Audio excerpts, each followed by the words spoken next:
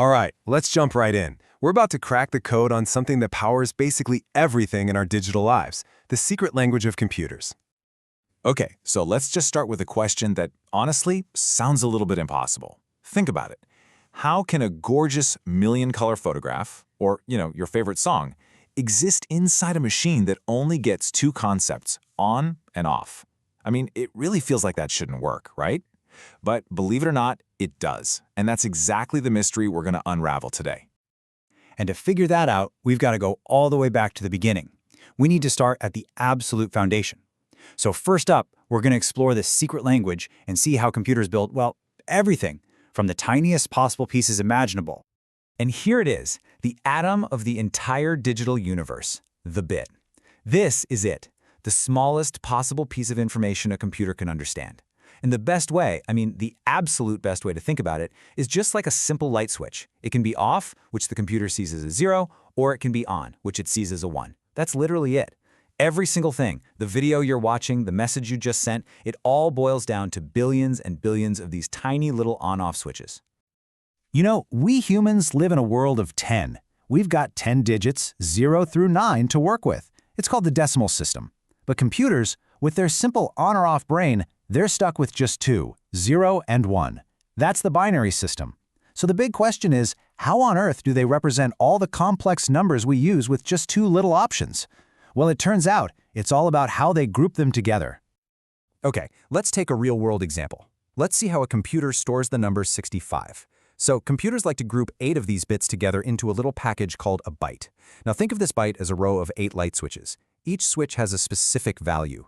The one on the far right is worth 1, the next one is 2, then 4, 8, 16. It just keeps doubling. To make the number 65, the computer basically plays a little game. It asks, okay, which of these switches do I need to flip on to add up to 65? Well, the biggest one it can use is 64, right? So boom, it flips that switch on. Now it has 64. It just needs one more to get to 65. So it goes down the line and there it is, the switch for 1. It flips that one on too. All the other switches stay off. They're all zeros. And there you have it. 64 plus 1 equals 65. It's really just simple addition with light switches. All right, so numbers make sense. Flipping switches on and off to add things up, I think we can all wrap our heads around that. But what about letters and punctuation or, all the emojis we use? How do you make the letter A or a laughing face emoji out of just ones and zeros? Well, that brings us to our next step. It turns out computers have a kind of digital dictionary to solve this exact problem. But first, a quick little side note. As you can probably guess, staring at endless strings of ones and zeros, 01, 01, 0111, it would drive any human programmer completely insane.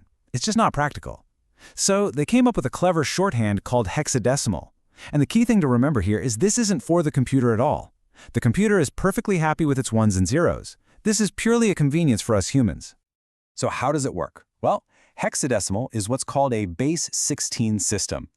It uses the normal numbers we know, 0 through 9, but then to represent the values for 10 through 15, it just borrows some letters from the alphabet, A, B, C, D, E, and F.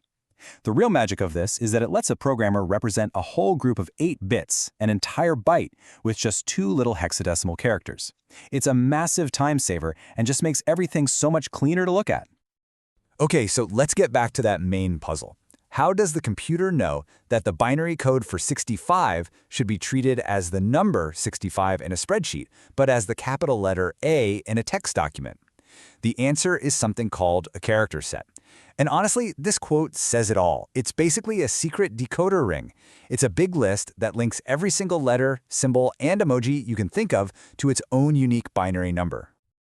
And that decoder ring has had to get a lot bigger over the years. Way back in the day, early computers used a standard called ASCII. It was simple, used only 7 bits, and had just enough space for the English alphabet, numbers, and some basic punctuation, which was fine at the time. But obviously for a global internet, that's just not going to cut it. That's why today we have Unicode. It uses way more bits per character, which gives it enough room to include characters from pretty much every language on the planet. Plus, of course, all those emojis we can't live without. Seriously, without Unicode, the global internet as we know it just wouldn't work. Okay, so we've got numbers down and we've got text, but now we get to the really cool part, the part that feels like magic. how do we take these same simple ones and zeros and build the amazing sights and sounds of our digital world? Let's get into it. Well, for images, it all starts with this one thing, the pixel. It's the smallest possible dot of color on a screen. I mean, the screen you're looking at right this very second is nothing more than a giant grid made up of millions of these tiny little dots.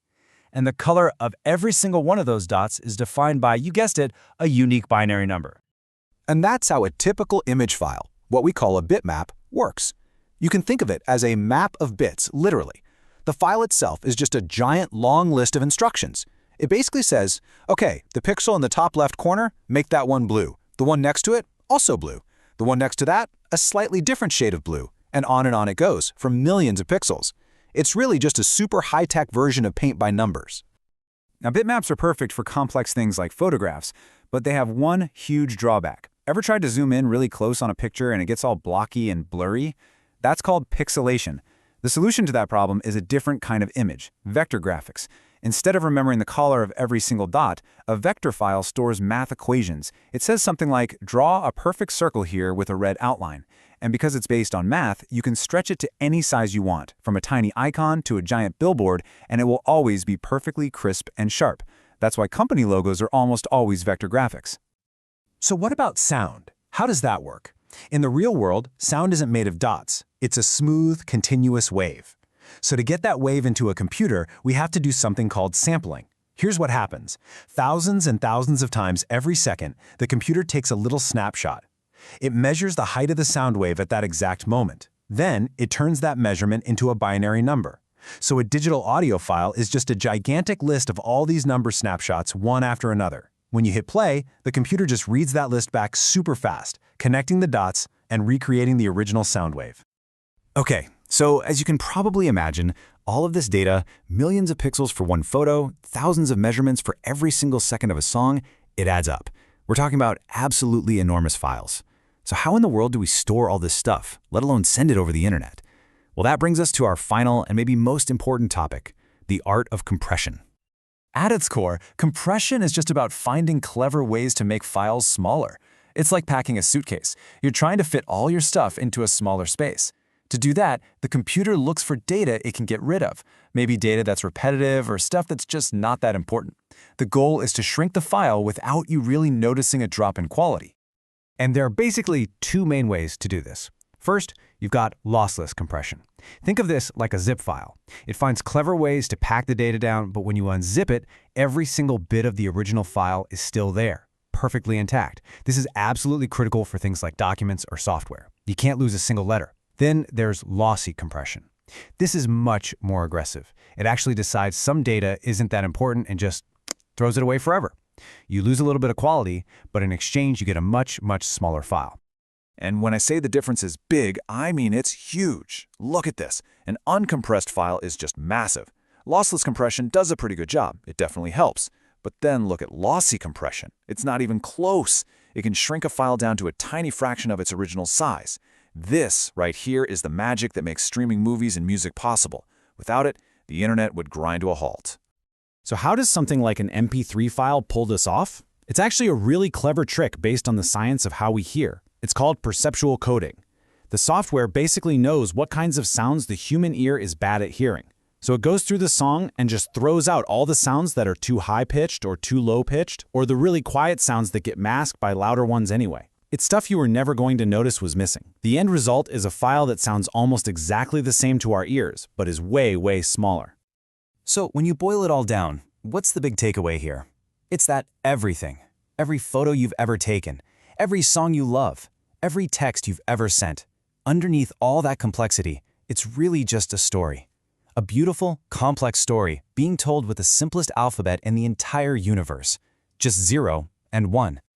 You know, for the last few decades, we've been on this incredible mission to translate our entire human experience, all our art, all our knowledge, our conversations, into this universal language of data. And we've gotten really, really good at it. So the only question left is, now that we can, what story are we going to tell next?